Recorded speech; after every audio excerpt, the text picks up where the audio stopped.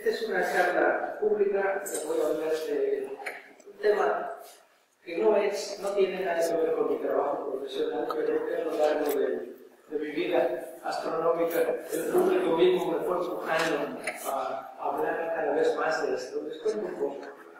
Todo esto empezó porque yo escribí un libro, no traigo una imagen, pero escribí un libro que se llama ¿Por qué no hay extraterrestres en la Tierra?, que editó el Fondo de Cultura Económica en México. Y les cuento que cuando yo hablaba de astronomía, solía hablar de temas astronómicos de lo más diverso, de cometas, galaxias, cómo se formaba el universo, en fin. Pero al final de mis pláticas siempre había una misma pregunta que recurría. No importaba de qué tema hubiera hablado, la pregunta de siempre era: oiga, ¿usted cree en los ovnis? ¿Existen los ovnis? ¿Son extraterrestres? Ese y los hoyos negros era la pregunta. Entonces, a lo largo del tiempo, pues pude interactuar con el público, oír sus preguntas, sus inquietudes, oír sus preguntas, sus inquietudes, y entonces pues fui coleccionando una serie de respuestas y argumentos. Y después de mucho tiempo dije, ¿por qué no los pongo en un librito? Entonces escribí el librito ese.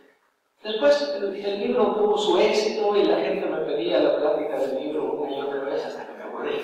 Y entonces le hice un cambio a la plática de por qué no hay extraterrestres en la Tierra. Y me fijé un poco más en los asuntos que tienen que ver con el desarrollo de la inteligencia, la conciencia. La vida conlleva conciencia, no basta con estar vivo. Digamos, si buscamos vida en términos cósmicos, tenemos que pensar en qué es la conciencia de estar vivo y qué lleva la inteligencia. Entonces, esta plática es un poco una variante de lo que originalmente era el libro. Y bueno, eso es lo que vamos a hacer. Esta plática conviene relajarse, sentarse, tomarnos nuestro tiempo. Nos tardamos un poquito más de lo presupuestado, pero podría valer la pena. Creo que no, el azul sobre negro no fue una buena idea. Les voy a leer lo que dice, por si ustedes faltan. ¿O será que nos falta un poco el foco? No sé si eso está fuera de foco. La idea de vida en el universo es antigua y permanente entre las inquietudes o curiosidades auténticas del ser humano. A ver si no. Bueno, no sé cuántas letras azules.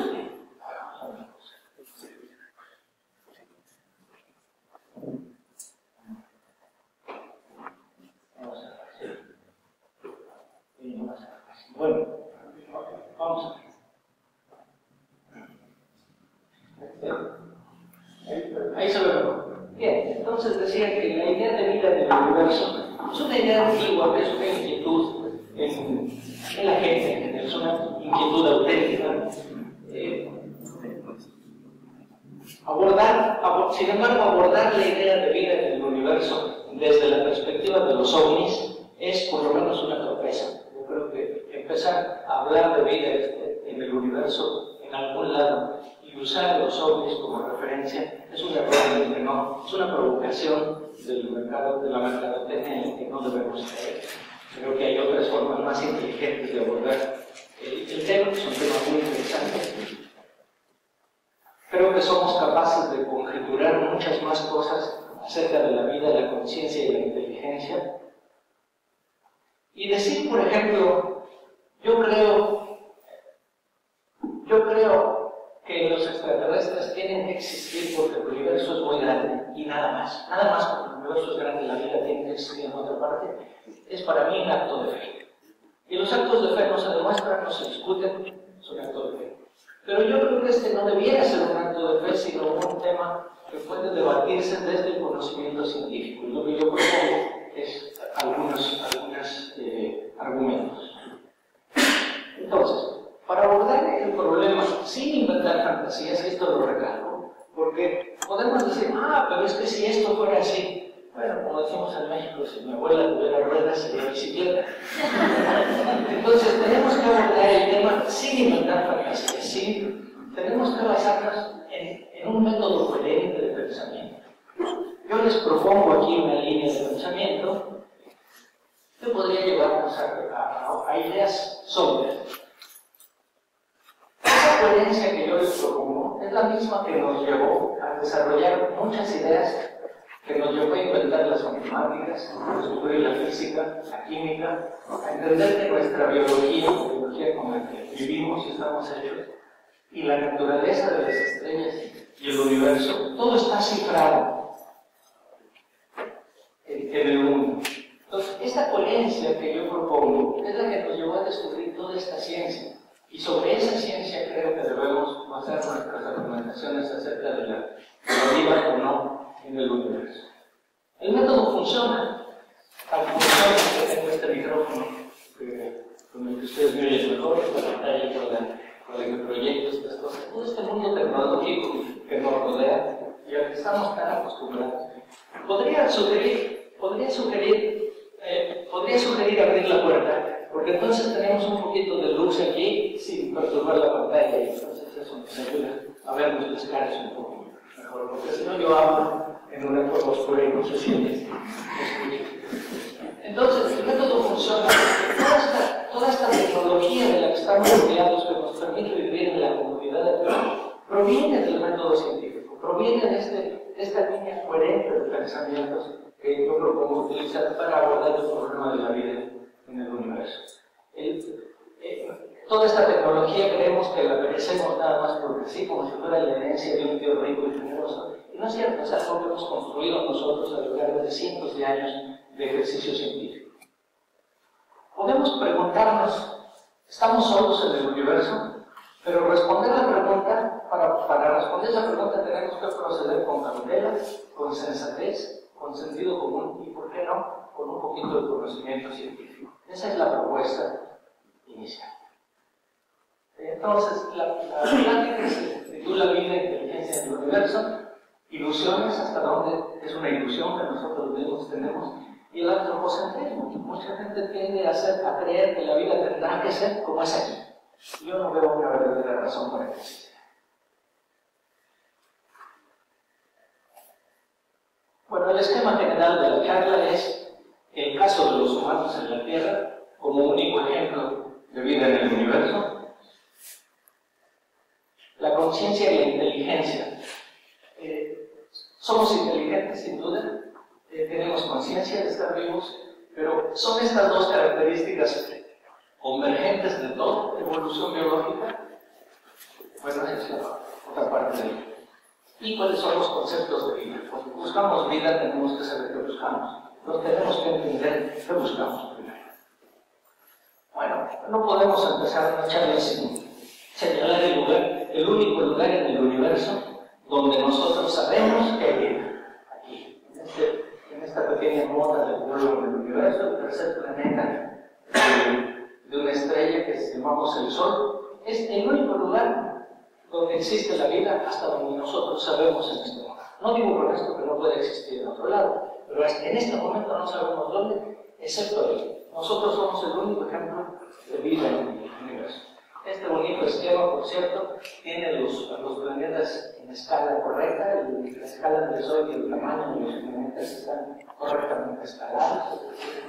El planeta Tierra es un planeta verdaderamente pequeño, y más pequeño nosotros allí, y más pequeño todavía nuestro cerebro y todo el desarrollo biológico que dio resultado este cerebro capaz de entender un sistema tan grande como el universo, no deja de ser admirable. Pero otra vez esto no nos pone al borde de la vida social con vidas en el universo. Bueno, los planetas con superficies sólidas son los lugares donde creemos que tendríamos chance de que se desarrollara la vida y encontrar planetas alrededor de otras estrellas fue uno de los resultados más importantes de los últimos 20 años. El primer planeta se descubrió en 1995, apenas. Y después, recién en 2009 se lanzó este satélite que apenas se llama, que lleva como principal misión buscar planetas alrededor de otras estrellas. Los primeros planetas que se descubrieron alrededor de otras estrellas eran planetas como Júpiter y más grandes. 3 o 4 veces o 10 veces más grandes que Júpiter. Bueno, sabemos que en Júpiter no hay vida, no tiene una superficie sólida, en fin, hay razones, por alguna razón la vida no se formó en Júpiter, en nuestro sistema planetario. Entonces, encontrar Júpiter alrededor de otras estrellas era muy interesante desde el punto de vista dinámico de la formación del sistema planetario, pero era poco alentador en el sentido de la búsqueda de la vida. Necesitamos un planeta parecido al nuestro. No quiere decir con esto que la vida no se pueda formar en un planeta distinto, pero si sabemos que aquí en un planeta como la Tierra se formó la vida, pues es muy probable que en otro planeta parecido a la Tierra tengamos una historia evolutiva, biológica parecida. Bueno, este satélite se lanzó en 2009 y ya ha descubierto varios cientos de planetas. Y lo que busca sobre todo son planetas pequeñitos, como la Tierra, sólidos, preferentemente que tengan una atmósfera parecida a la de la Tierra, y esos serían los rincones donde tendríamos más posibilidades de encontrar un desarrollo biológico. Los planetas se buscan por medio de tránsitos planetarios, es decir, la estrella está aquí y de repente pasa un planeta, si lo tiene, por enfrente del disco de la estrella. Hace poco tuvimos un tránsito de Venus frente al Sol, que fue muy sonado en todo el mundo. Bueno, eso es lo mismo, ¿no? Un planetita se atraviesa, pasa frente al disco, y entonces lo vemos. Si medimos la luz de la estrella antes del tránsito, vemos que después la luz de la estrella es más o menos constante. Cuando se atraviesa un punto negro, le quita un poquito de luz, y entonces se produce un eclipse, pequeño eclipse, un eclipsito, producido por este planeta que pasa. Y cuando sale del disco, la estrella vuelve a brillar sin nada de luz. Esto se conoce como un tránsito planetario. Entonces los astrónomos con el satélite de Kepler observan lugares donde hay muchas estrellas y esperan encontrar tránsitos o variaciones de luz frente al mundo. Aquí hay otro ejemplo de un tránsito en una estrella que se llama así con este número. Aquí está el primer eclipse. Después el planeta pasa por detrás y la estrella lo bloquea, y como el planeta brilla un poquito, pues también hay un pequeño eclipse secundario. Kepler ha descubierto, en este histograma de arriba, vemos cómo a través de los años, este es 1989, en realidad aquí se descubrió el primer planeta alrededor de un quasar, un pulsar. Después, en 1995, se descubrieron los primeros planetas alrededor de estrellas como el Sol. Y una vez que los astrónomos supieron cómo descubrir planetas, no hubo quien los parara. Y entonces, de 1999 a 2012, miren el número de planetas, cómo ha ido creciendo, planetas descubiertos por año. Este histograma yo lo hice en 2012, entonces el 2012 no estaba completo. Entonces seguro que si yo tuviera los datos aquí en la barra del 2012 llegaría a verdad. Y ya en 2013 estamos en marzo y ya llevan 25 planetas nuevos, ¿no? Entonces se van a seguir descubriendo muchísimo. Pero la gran mayoría de estos planetas son planetas grandes como Júpiter. Querríamos saber cuántos planetas pequeños como la Tierra. Eso es el diagrama de abajo. La masa de la Tierra es 3 milésimas de la masa de Júpiter. Y estos son los planetas que han descubierto con masas menores a, digamos, 0.045 de masa de Júpiter. Es decir, la Tierra tiene una masa como estos planetas. Es decir, en 2012 ya se conocían 3 planetas como la Tierra y 9 un poquito más grandes. Lo que nos faltaría saber es si esos planetas tienen atmósfera, si la atmósfera es oxidante. Y si es oxidante, pues a lo mejor hay algún desarrollo biológico. Entonces, por lo pronto tenemos que descubrir los lugares aptos para una posibilidad de un desarrollo biológico. Ahora, cuando uno busca algo, uno sale a cazar tigres, pues es conveniente saber cómo es un tigre, saber qué es lo que estamos buscando. Entonces, si salimos, queremos buscar vida, queremos saber qué forma de vida buscamos. Siempre esperamos, ustedes leen estas revistas que se ven en las esquinas, todos esos autores y verán que siempre hay un antropocentrismo exuberante. Siempre esperamos encontrar seres desarrollados, comunicativos, son siempre más inteligentes que nosotros, porque son más tecnológicos, porque tuvieron que llegar aquí. Bueno, pero no es así, ¿verdad? Podría ser que encontráramos seres como nosotros. La vida puede existir de muchas formas. Por ejemplo, Yo digo que los seres vivos en la Tierra podríamos clasificarlos en seres pasivos y activos. Yo llamo seres activos a aquellos que son capaces de promover que alguien los mire. Y pasivos los que están vivos pero ni siquiera tienen conciencia de estar ahí y que por lo tanto no pueden hacerle señales a sus vecinos. Entonces, ¿quiénes somos los seres vivos activos en este planeta? Pues los seres humanos nada más. Hasta sin querer tenemos radiación generada artificialmente por medio de comunicaciones, telefonía, televisión, que ya va saliendo hacia allá. Podemos mandar señales y señales por radio al exterior, diciendo, hey, aquí estamos, ¿no? Hacerle señas a ver si alguien nos sigue. Esos somos los activos. Los pasivos son todos los demás. Y fíjense que el ser activo o pasivo en este término no tiene nada que ver con la inteligencia. Mucha gente argumenta que su perro es muy inteligente, y yo no lo dudo, pero yo nunca he visto un perro tratando de mandar señales al exterior del planeta. Entonces, hay una diferencia entre ser activo y ser pasivo, en ese sentido. Entonces, los activos pueden promover su detección gracias a su conciencia de estar vivos. Los pasivos pueden fácilmente pasar inadvertidos. Entonces, imagínense ustedes que en un planeta de estos con atmósfera oxidante, supongamos que se encuentra en una etapa como se encontraba el planeta Tierra hace 3.500 millones de años, donde ya había vida, o 65 millones de años, pues más o menos hace 65 millones de años desaparecieron los dinosaurios. Ya en ese entonces el planeta era exuberante de vida, había un mundo vegetal era riquísimo.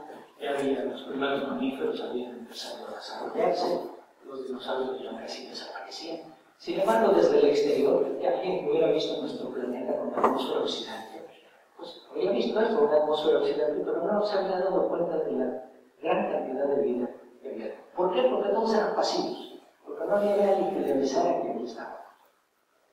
A lo mejor que le podía pasar a un extraterrestre que hubiera llegado a la Tierra hace 65 millones de años, es que no se lo comieron un dinosaurio. Y dicen por ahí que si el meteorito que mató a los dinosaurios no hubiera caído, esta conferencia le estaría dando un dinosaurio para ir con los dinosaurios. Bueno, de forma análoga a un extraterrestre a la distancia, podría pensar que la única forma de vivir en la Tierra es la de los humanos. Y se equivocaría, porque este planeta, además de humanos, es muchísima más bien. Y muy compleja, verdaderamente compleja. ¿Cómo se formó la vida en la Tierra? Este diagrama es una gráfica de la cantidad de meteoritos que cayeron en la Luna en el pasado. Este cero de aquí representa el presente y esto está hacia atrás en el pasado en millones de años. Esto es 1 millón de años, en miles de millones de años, 1.000 millones de años, 2.000 millones de años, 3.000 millones de años, etc. La edad de la Tierra y del Sol, la edad del sistema solar es aproximadamente 4.600 millones de años. Entonces llegamos hasta 4.500. Este es el origen del Sol y los planetas, la Tierra. Entonces, al principio de la vida del sistema solar, hay muchos meteoritos sobre la Luna y sobre la Tierra también, pero digamos hemos usado a la Luna porque se ha podido hacer un rastreo de los cráteres y medir su edad. Entonces, hay muchos cráteres de esta edad, después menos cráteres de esta edad, y el bombardeo de meteoritos sobre la Luna fue disminuyendo. De la misma manera que fue disminuyendo sobre los otros planetas. En este momento, a 3.600 millones de años, se forma la vida. Es decir, la vida surgió ya que dejaron de caer piedras del cielo, porque habían caído mucho más. Cuando se acabó el apedreo, la vida tuvo más chances de surgir. Y bueno, de ahí en adelante prácticamente no caen meteoritos, es un punto muy cercano al presente. Y pues ya no vemos que caigan tantos meteoritos afortunadamente. Los meteoritos podrían haber vivido la vida en la Tierra. ¿Cómo sabemos cuál es la edad, el origen de la vida? Hay unos fósiles de algas sedimentarias que se conocen como estromatolitos. Son los fósiles más antiguos que conocemos, que tienen aproximadamente 3.600 millones de años, o 3.6 millones de años, y se encuentran fosilizados en muchísimos, hay muchos ejemplos fósiles. Pero los estromatomitos existen vivos todavía. Son los fósiles más antiguos, pero también existen vivos en lugares, en lagunas muy saladas, por ejemplo, en el sur de California, de Baja California, en México, en Australia. Hay muchos lagos salados donde todavía tenemos estas estructuras sedimentarias de algas que con el tiempo, pues muchas se fosilizaron y también las encontramos. ¿Sí? Diríamos que fueron los primeros organismos vivos en este planeta. Es decir, los primeros 1000 millones de años de la vida de la Tierra no hubo vida. La vida estaba despoblada, la Tierra estaba despoblada. 1000 millones de años no hubo nadie, ¿sí?, que estuviera vivo.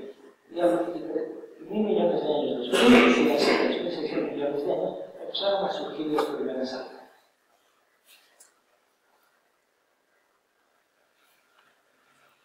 Aquí hay una gráfica un poquito complicada, pero yo les voy a señalar algunas cosas que pudieran ser importantes. Esta es una gráfica de la formación, esta es la edad del universo. Este es, digamos, todo el tiempo del universo. El universo tiene una edad, aquí empezó el universo, en cero, y ahora tenemos una edad de aproximadamente 13.400 millones de años. Es la edad calculada del universo, millón más, millón menos. Entonces, un poquito después que se formó el universo, se empezaron a formar estrellas. Esta línea es la tasa de formación de estrellas. Entonces, al principio no había estrellas, después se empezaron a formar. A medida que empezó el colapso gravitacional, se fueron formando cada vez más estrellas. Y a medida que se acaba el material con el que ya se forman las estrellas, pues viene una disminución en la formación de estrellas en el universo en general. Aquí se forma el Sol, en esta línea vertical, hace 4.600, si suman de acá para acá son 4.600, ahí se forma el Sol completo. La formación de planetas sigue la tasa de formación de estrellas. Si se forman muchas estrellas, pues se forman muchos planetas. Pero más estrellas tenemos, más planetas también. Esta es la tasa de formación de planetas. Después, aunque baje un poquito la tasa de estrellas, pues se siguen formando planetas, más o menos a una tasa constante. Ahí se forma eso.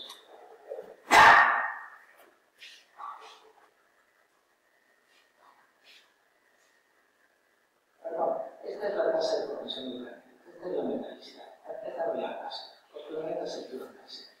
Entonces, esta es la tasa de formación de estrellas, esta curva está aquí de aquí. Y un poco después, algunos millones de años, se empiezan a formar planetas. Entonces aquí se forma el Sol, se forma la Tierra.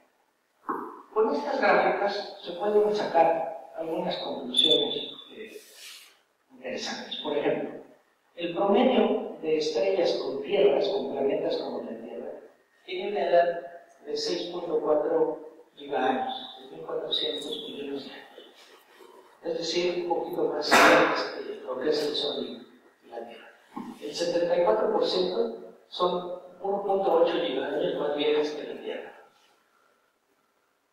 El 68% de los planetas como la Tierra tienen edades entre 3.3 y 9.3 gigaaños. Quiere decir que la Tierra está muy cerca del promedio.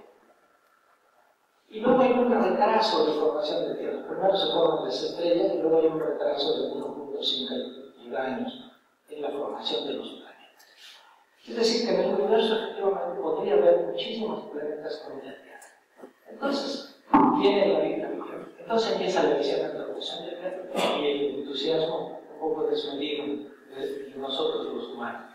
Como la vida surge rapidito y hay un montón de planetas como la Tierra, podemos detectar muchas tierras y quizá detectar vida. Podríamos entonces detectar vida evolucionada, eventualmente podríamos hablar con ellos y hasta hacernos visitas de cortesía, por ejemplo los ovnis, que parece que nos visitan con gran facilidad. ¿Y por qué no podríamos ir pasando de comenzar la línea con la línea del fútbol? ¿Cómo se llaman los meses extraterrestres? Pero yo lo que digo es, paren el carro, mis antropocéntricos con gente, porque vamos demasiado rápido. Yo creo que tenemos que... La vida y la inteligencia tienen complejidad. La vida no es sencilla. Se requiere de complejidad y esa complejidad tenemos que conseguirla con condiciones físico-químicas favorables. Por ejemplo, hay una serie de argumentos que llaman argumentos de contingencia. El periodo de rotación de la Tierra dura 24 horas. Entonces, la duración del día para nosotros es muy cómoda, y esa duración del día ha permitido que la vida se forme. La atmósfera de la Tierra es, por lo tanto, ni muy caliente ni muy fría. Se calienta de día, se enfría de la sombra y da la vuelta y entonces se temperiza. Pero, ¿qué hizo que la Tierra tuviera un periodo de 24 horas? Vamos a suponer que la Tierra, en lugar de tener un periodo de rotación de 24 horas, tuviera un periodo de rotación de 6 meses. Entonces tendríamos un hemisferio caliente todo el tiempo, como algunos planetas, como Venus, por ejemplo, y un hemisferio completamente frío. ¿Qué pasaría en ese caso? El gradiente de temperatura sería tan alto que eso produciría vientos. Los vientos en la atmósfera se producen por gradientes de temperatura. Si el gradiente es muy alto, el viento es muy alto. Y si el viento es muy alto, las moléculas de aire alcanzarían la velocidad de escape de la Tierra. Dicho de otra manera, la atmósfera se evaporaría. Y sin atmósfera, pues no habría vida. Entonces, digamos, el hecho de que tengamos un periodo como 24 horas, yo creo que es una casualidad. La inclinación del eje que produce las estaciones a lo largo del año, pues es otra casualidad que hizo que la Tierra tenga una inclinación así. Y no estuviera acostado como Urano, que le da el Sol en el hemisferio norte todo el tiempo y nunca en el hemisferio sur. Pasaría lo que ya escribí en el caso del periodo de rotación. La existencia del campo magnético. Sabemos que el campo magnético de la Tierra bloquea la radiación ultravioleta del Sol. Es un escudo que protege a la vida de la radiación muy energética que la quemaría. Es decir, sin radiación, con la radiación magnética no habría habido moléculas complejas, células complejas nunca, porque habrían sido destruidas en su inicio. La presencia de Júpiter, por ejemplo, es fundamental para que haya vida aquí. En la época del bombardeo, la mayor parte de los meteoritos caían en un cuerpo masivo, como Júpiter, y caían menos en los cuerpos más chicos, por razones de atracción gravitacional. Entonces, hay una tradición en el Pacífico que dice que los reyes del siglo XVIII en el Pacífico dormían siempre acompañados de un hombre gordo, y se buscaban al más gordo de la tribu, hermano, y lo sentaban junto, y lo único que tenía que hacer el gordo era estar ahí sentado. Entonces los mosquitos lo picaban a él. Entonces se llamaba el hombre mosquito. Bueno, Júpiter es nuestro hombre mosquito. Las pedradas le cayeron a él, que era mosquito.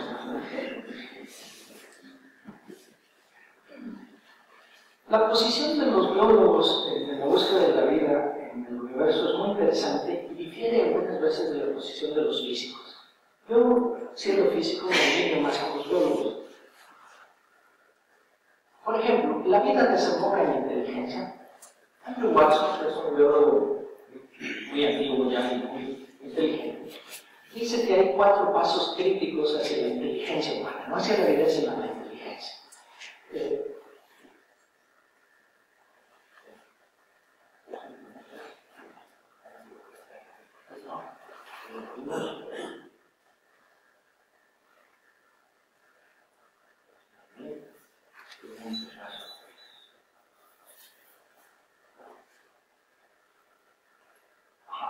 Entonces, hay cuatro condiciones hacia la inteligencia: el surgimiento de bacterias unicelulares, el surgimiento de células complejas, el desarrollo de células especializadas. En las células especializadas no tendríamos los músculos, el cerebro y todas las marginales células que tenemos en los cuerpos de cualquier ser vivo, incluso en los más simples, y la aparición de vida inteligente con un lenguaje establecido. Estos 4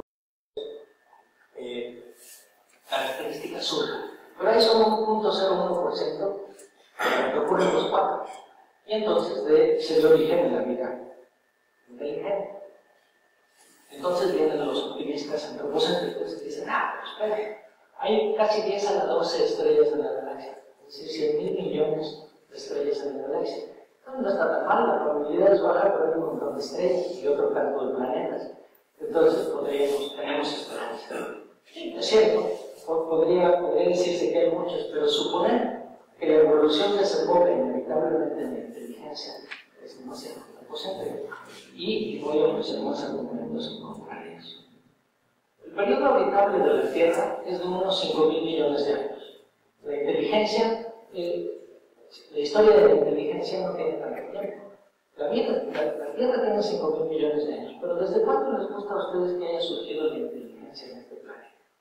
Bueno, si creemos que la inteligencia vino por nuestros antepasados, el australopithecus, por ejemplo, tiene apenas unos 5 millones de años. Y si creemos que surgió más bien con el Homo sapiens, pues tendrá 40.000 o 60.000 años, nada más. Y incluso 3 o 5 millones de años es una nada en términos de los 5.000 millones de años de la edad de la Tierra.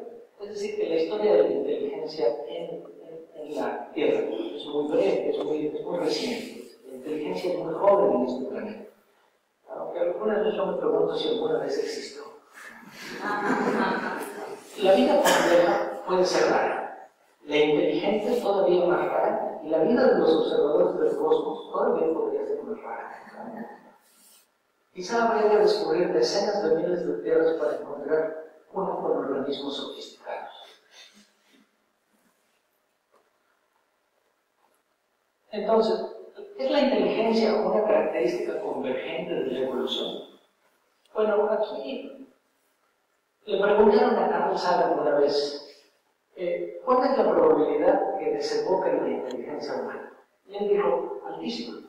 Tiene que ser así. Primero dijo, tenemos que definir qué buscamos o qué entendemos por equivalente, qué entendemos por inteligencia. Y él dijo, yo propongo que busquemos la equivalencia de la inteligencia humana. Porque no queremos la inteligencia de los animales, que a lo mejor tienen algún... Pero buscamos al equivalente de los seres humanos en el mundo.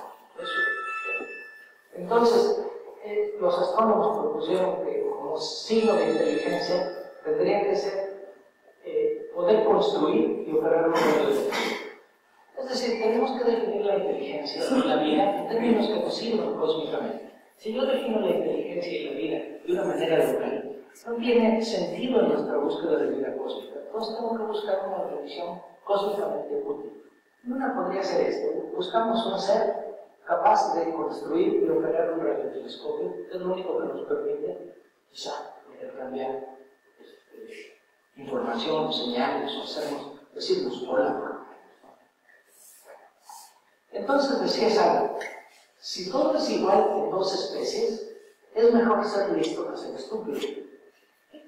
Y entonces la selección opera a favor de la inteligencia, porque los seres vivos más listos sobreviven más que los estúpidos, y entonces la evolución promueve el desarrollo de especies inteligentes. Eso decía Carl Sagan, la inteligencia ejerce su presión. Pero los biólogos que no están dormidos, y también, como Ernest Mayr decía, la experiencia de la vida en la Tierra refuta esto. Ni los procariontes, ni los protistas, ni las algas, ni los hongos se han vuelto más listos como deberían, solamente porque es mejor ser inteligentes. Si así fuera, encontraríamos en este planeta millones de especies, muchas por lo menos, inteligentes en el sentido cósmico de construir y operar un radiotelescopio. Entonces, nuestra experiencia en la Tierra nos dice que la inteligencia no es una característica compleja. Pero en cierto nos dicen que sí. Hay una cosa que se llama el coeficiente IQ, famoso coeficiente de inteligencia, que por cierto, yo no sabía, pero se define como el volumen del cerebro en un ser vivo, a las 2/3, dividido entre el volumen de su cuerpo. Quiere decir que si proporcionalmente el cerebro es más grande que el cuerpo, tenemos un índice EQ más grande y por lo tanto eso se supone que es mayor inteligencia. Esto lo definen los señores. Entonces, hay una gráfica que muestra el EQ, el índice EQ está graficado aquí, con respecto a varios millones de varios animales a lo largo de los años. ¿Cómo midieron estos EQs, por ejemplo, de fósiles de hace 120 millones de años? Bueno, pues en restos fósiles se medía el volumen que ocupaba el cerebro y el volumen, se calculaba el volumen del cerebro y se hacía una estimación del EQ. Y si se grafica el EQ se ve, dice uno, mira cómo va en crecida. Quiere decir que el EQ, con la evolución, se va a volver más grande. Y aquí tenemos, por ejemplo, podemos seguir líneas de los animales, los mamíferos arcaicos, algunos insectívoros, algunos ungulados, como el caballo, por ejemplo, pájaros, los monos están aquí, y acá en la punta están los humanos, y el delfín, curiosamente el delfín tiene un índice muy grande. Pero lo que dicen, miren cómo el ego va creciendo, quiere decir que la evolución tiende a la inteligencia. Bueno, esto es una falsedad, y la falsedad se las voy a mostrar ahora.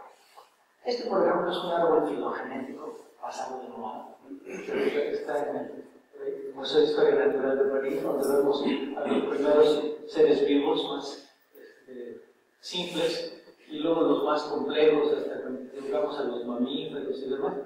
Y en la punta del árbol filogenético, el hombre, el ego de la evolución biológica en este planeta.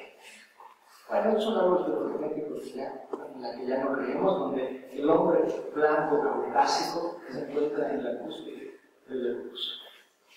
Bueno, este otro es un árbol filogenético, es cierto que está hecho por un astrónomo, con ayuda de mi hija, pero es un árbol filogenético más realista. Hay dos grandes grupos, los eucariontes y los procariontes. Los eucariontes tienen células con núcleo, los procariontes no. Por ejemplo, entre los procariontes están las bacterias, que todos tenemos una idea de las bacterias metanogénicas se llaman arquea.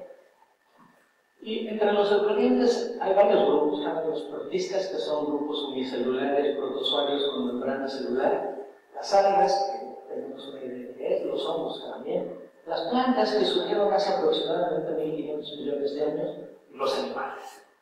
Entre los animales tenemos a los protostomados y los deuterostomados. Esto depende de cómo se forma el cigoto en el momento de la evolución. Cuando hay un cigoto, un espermatozoide que fecunda un óvulo, cuando esto ocurre en los protostomados, no así en los deuterostomados. No, al revés, los deuterostomados son los que tienen evolución por fecundación por cigoto y estos también hay.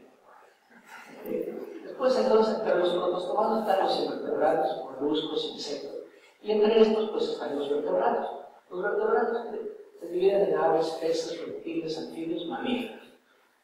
Y los mamíferos, pues, tienen varias familias. Por ejemplo, está la familia las ardillas, los castores, el puerco espino, los ratones son de una misma familia. No puedo renovar acá. Conejos, liebres, picas. Luego, por acá están, no sé, musarañas. Y aquí, entre los lemures y los monos, estamos los humanos. Ahí sí estamos en el árbol filogenético. Entonces, no estamos en la punta, como decían, como nos gustaría. Entonces, digamos, ocupamos, todos estos seres vivos compartimos el planeta desde hace 3.600 millones de años. Si tuviéramos un antepasado común, tendríamos que buscarlo aquí, y no en otro planeta. No es fácil que tengamos un antepasado común aquí, con quien hemos compartido toda una historia, millones de años de evolución química. El problema de la interpretación del IQ es que la figura no es democrática. Digamos, estaba puesta, por ejemplo, aquí hay unas cuantas especies de insectívoros, aquí, por ejemplo, algunas líneas representan una especie, los delfines y los humanos. Y otras representan miles o decenas de miles de especies, como los mamíferos arcaicos. Entonces, no es una gráfica literal. Si nosotros, si se grafica la evolución de todas las especies, no veríamos ningún aumento, veríamos una cosa más o menos estable. Y el ejemplo lo podemos poner si tomamos otra característica. En lugar del ejemplo, vamos a suponer que tomamos una característica extrema de algún otro ser vivo. Por ejemplo, puede ser grande, pequeña, larga, corta, suave, pero, por ejemplo, podríamos tomar los ojos de una especie como ha crecido o achicado con el tiempo. Pero vamos a tomar, por ejemplo, la trompa de un animal con trompa. Por ejemplo, la trompa del elefante. Entonces definamos el índice N, o sea, el índice de nasalización, para compararlo con el ego. Entonces, yo mido en fósiles, en fósiles muy antiguos, mido el tamaño de la trompa con respecto al tamaño del cuerpo. Y entonces hago una gráfica de esto y encuentro una gráfica muy parecida a la anterior del elefante que queda hasta acá arriba, el mastodonte, en fin, todos estos son el tapir que tiene una copita, pero hay una tendencia sesgada hacia allá. Sin embargo, eso querría decir que la evolución no solo nos vuelve más inteligentes, sino más narizones, lo que no es cierto. El eco y la inteligencia tipo humano, entonces, están muy tenuemente ligados. Hace 600 millones de años se formaron dos grupos grandes de metazoos y divergieron un poco. Los humanos, que son estos, ya dije, los artrópodos, moluscos, anillos, el pulpo, y los deuterostomados, que son los grandes mamíferos, los vertebrados, entre los que estamos nosotros. Y hace entre 60 y 20 millones de años, por ejemplo, se formaron los delfines, que tienen un alto IQ. Y en 20 millones de años, también, bueno, hasta los pulpos, los delfines, han tenido muchos millones de años para construir un radiotelescopio. Todavía no lo hacen. Yo todavía no sé que un delfín haya propuesto, haya pedido presupuesto para construir un radiotelescopio. Si uno no tiene manos y vive debajo del agua, pues todavía no lo. Lo que quiero decir con todo esto es que no basta ser inteligente con nuestras medidas terrestres en términos cósmicos. Necesitamos una definición más extraterrestre. El eco es necesario, pero no suficiente para construir un radiotelescopio. Sí es cierto que hay que ser inteligente para construir un radiotelescopio, pero no basta con ser inteligente para poder construir. Bueno, este es un resumen de un árbol biológico hecho por biólogos de verdad.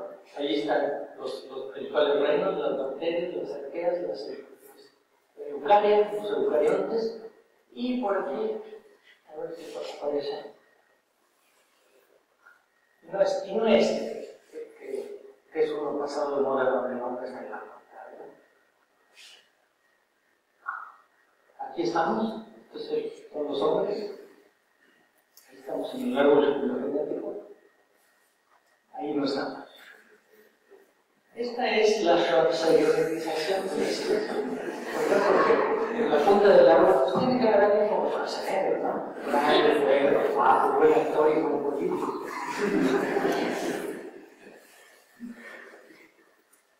Es un error usar a la evolución humana como ejemplo inevitable de la evolución del extraterrestre. Yo creo que la conclusión de todo esto es eso.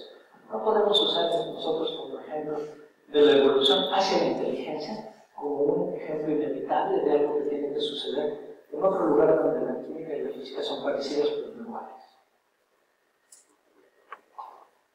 La definición de inteligencia por equivalente en la funcionalidad de los humanos, o sea, la construcción de un radiotelescopio, o cualquier otra cualidad que nos parezca exacta, grandiosa que sea de nuestra especie, hace que entre los 100 millones de especies desarrolladas en la Tierra durante casi 4.000 millones de años, solo una satisface la definición, nosotros.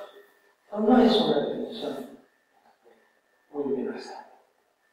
Postular un grupo universal imaginario de especies que evolucionan hacia la inteligencia tipo humano, habiendo solo una especie del grupo, no es una hipótesis muy sólida para sustentar la creencia en la inteligencia extraterrestre.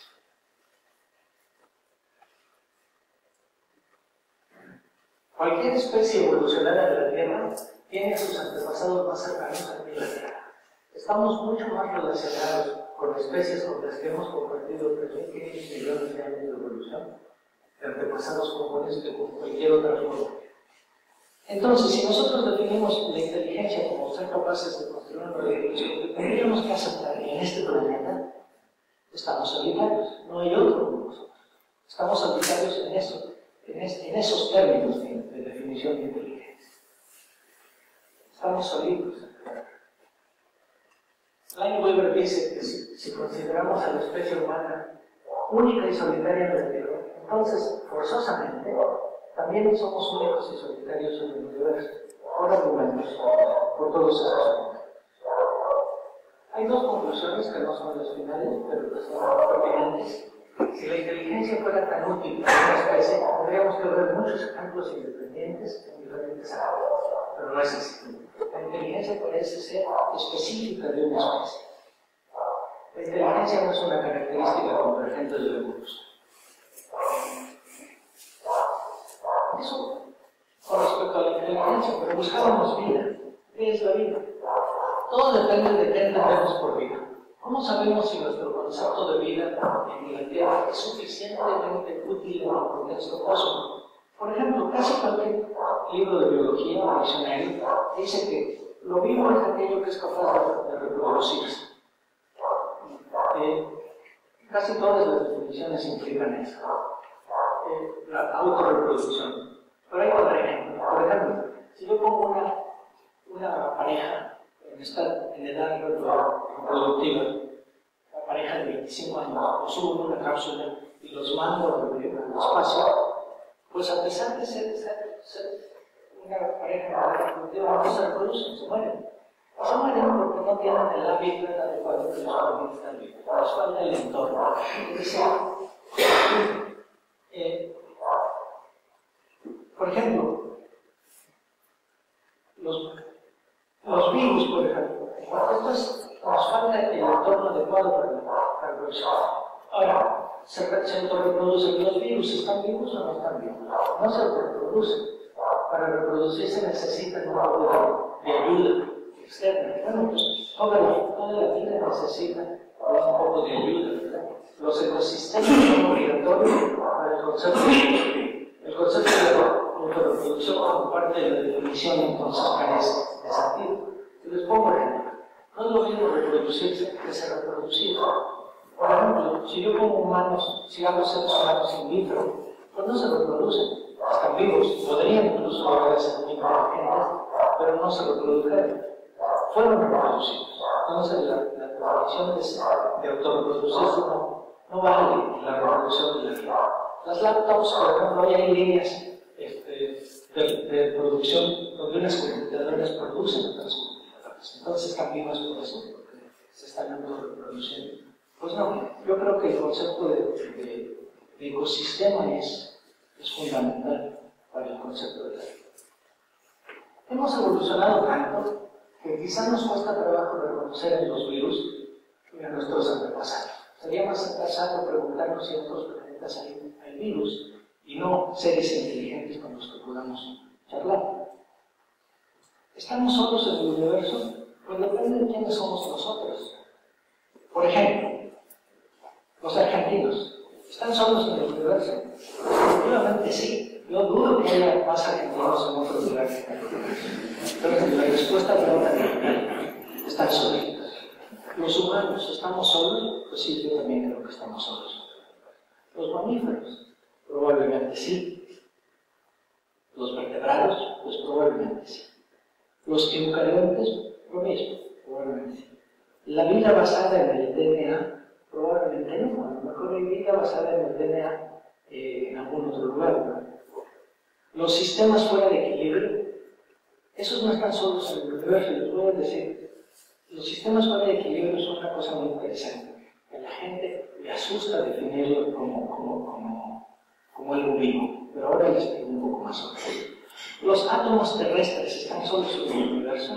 Pues definitivamente no. Los átomos de hidrógeno aquí son igualitos a los átomos de hidrógeno del otro lado del universo, y cualquier otro átomo. Entonces los átomos terrestres no están solos en el universo. Los argentinos.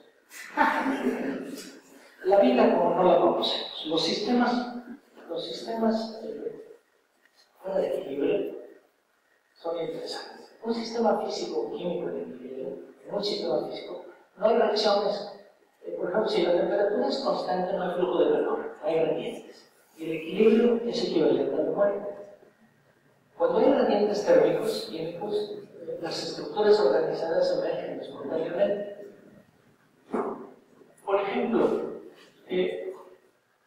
un sistema disipativo que no está en equilibrio pueden ser las celdas convectivas en el Sol. Todos estos, las manchas en el Sol, la celda, la mancha de Júpiter, las nebulosas planetarias, las nubes de formación de estrellas. Todos estos son sistemas que no están en equilibrio. Hay gradientes de temperatura y eso produce gran diversidad de estructuras. En la Tierra, por ejemplo, en el Ecuador, hay más vida basada en el carbón y más huracanes. Entonces, en la zona del Ecuador pues, tenemos una proliferación de vida que no vemos, por ejemplo, los polos, los gradientes de temperatura son más bajos.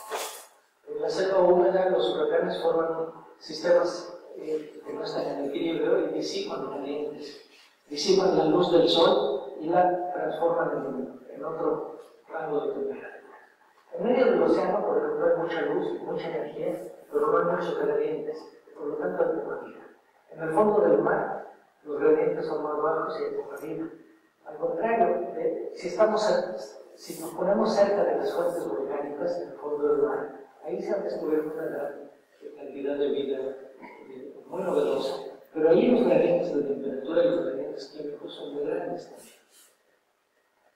Las criaturas fotosintéticas, como las plantas, disipan energía de 6.000 grados Kelvin, que es la radiación que reciben del sol, y la transforman en un gradiente a 300 grados Kelvin, que es la temperatura ambiente de nosotros. Entonces, la disipación de energía es muy grande.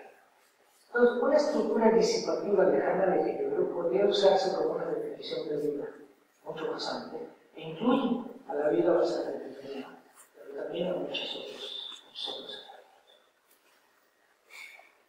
Y en este caso, la vida extraterrestre es abundante y fácil de encontrar.